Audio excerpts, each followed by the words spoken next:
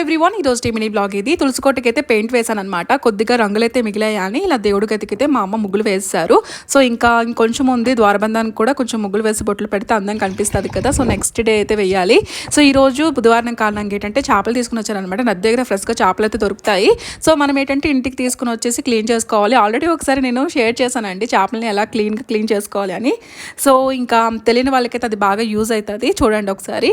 ఇంకా టెర్రస్ పైన కొన్ని చెట్లు అయితే ఉన్నాయన్నమాట. అలాగే గోంగూర కూడా బాగానే అయ్యింది. సో ఆల్రెడీ ఒకసారి నేను కొద్దిగా గోంగూర పప్పు అయితే చేసామన్నమాట. ఇంకా మళ్ళీ చిగురిస్తుంది.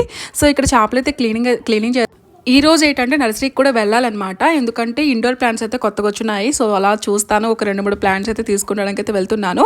అలాగే నెక్స్ట్ మినీ వ్లాగ్లో షేర్ చేస్తాను, చూడండి.